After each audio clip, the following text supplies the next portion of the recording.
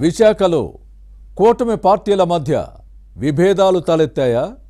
ఎన్నికల్లో కలిసి పనిచేసి వైసీపీని మట్టి కరిపించిన నేతలు ఇప్పుడు ఎవరికి వారుగానే వ్యవహరిస్తున్నారా? టీడీపీ, జనసేన, బీజేపీ అధినేతలు సమన్వయంతో ముందుకు సాగుతూ ఉంటే విశాఖ నేతల్లో అనైక్యతకు కారణమేంటి?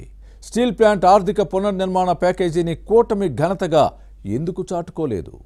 టీడీపీ, జనసేన, బీజేపీ ఈ క్రెడిట్ను తమ ఖాతాలో వేసుకునే ప్రయత్నం చేయడాన్ని ఎలా చూడాలి?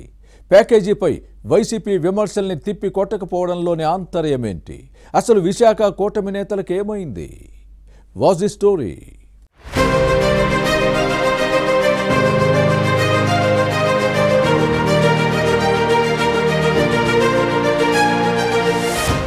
ఆర్థికంగా కష్టనష్టాలు ఎదుర్కొంటున్న విశాఖ ఉక్కు కర్మాగారాన్ని గట్టెక్కించేందుకు కేంద్ర ప్రభుత్వం ప్రకటించిన ప్యాకేజ్ జిల్లా కూటమి పార్టీల నేతల మధ్య చిచ్చుకు కారణమైంది. ఈ ఘనత తమదంటే తమదని ఎవరికి వారు క్రెడిట్ కొట్టే ప్రయత్నం చేయడం అనైక్యతను రుజువు చేస్తోంది.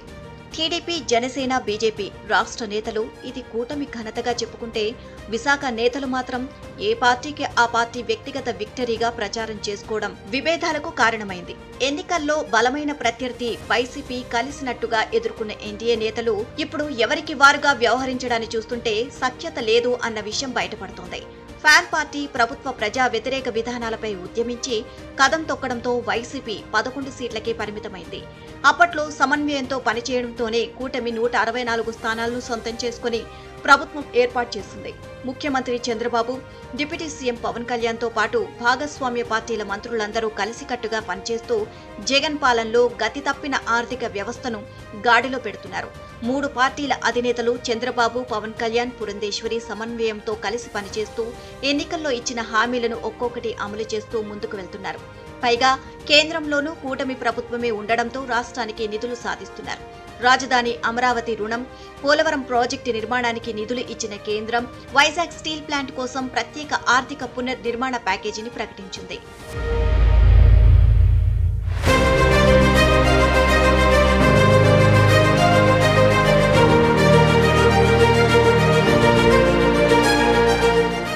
అయితే కూటమి పార్టీ రాష్ట్ర అగ్రనేతల మధ్య ఉన్న సమన్వయం విశాఖ లీడర్ల మధ్య కొరవడింది. టీడీపీ, జనసేన, బీజేపీ అధినేతలు కలిసికట్టుగా ముందుకు సాగుతుంటే తమ రూటే సపరేట్ అన్నట్టుగా విశాఖ నేతలు వ్యవహరించడం కార్యకర్తలు మదన పడుతున్నారు.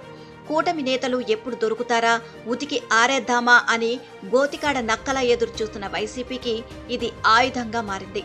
అనైక్యతను క్యాష్ చేసుకునేందుకు ప్రయత్నించింది.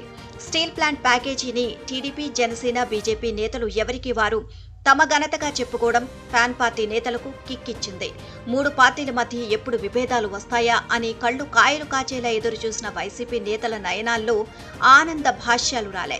స్టీల్ ప్లాంట్ కోసం కేంద్రం ప్రకటించిన 11,440 కోట్ల ఆర్థిక ప్యాకేజీ సంతోషాన్ని కూటమి పార్టీల నేతలు ఎవరికి వారే సెపరేట్గా సెలబ్రేట్ చేసుకోవడంపై అందరూ ముక్కున వేలేసుకున్నారు. ఎన్నికల్లో కలిసి కొట్లాడి ఇప్పుడు విడివిడిగా క్లెయిమ్ చేసుకోవడం ఏంటి అనేది క్వశ్చన్. అందరూ కూడబలుక్కొని ఒక్కసారిగా మీడియా ముందుకొచ్చి ప్యాకేజీ అంశంపై స్పందిస్తే ఐక్యతను చాటేది. కానీ ఇలా ఎవరికి వారు రావడాన్ని కూటమి పార్టీల క్యాడరే తప్పుపట్టింది. టీడీపీ, జనసేన, బీజేపీ నేతల్లోని అనైక్యతకు ఇది నిదర్శనమని వైసీపీ పండుగ చేసుకుంది. ఇవి ఇంకా ముదిరి పాకాన పడాలని ఆశగా ఎదురుచూస్తుంది.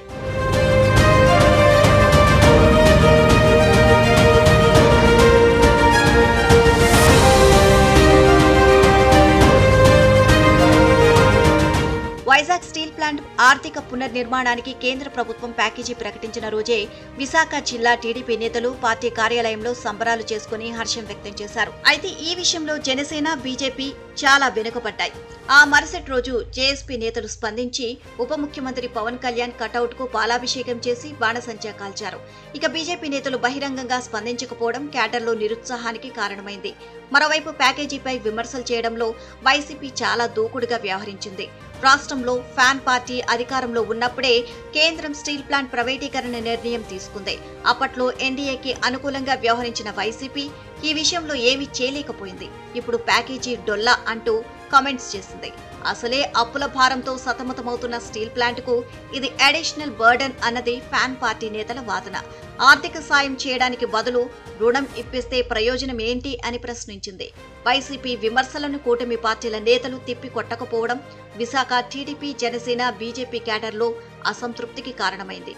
వైజాగ్లోని కూటమి నేతలు కలిసికట్టుగా స్పందించి ఉంటే వైసీపీ విమర్శలకు పెద్దగా అవకాశం ఉండేది కాదు.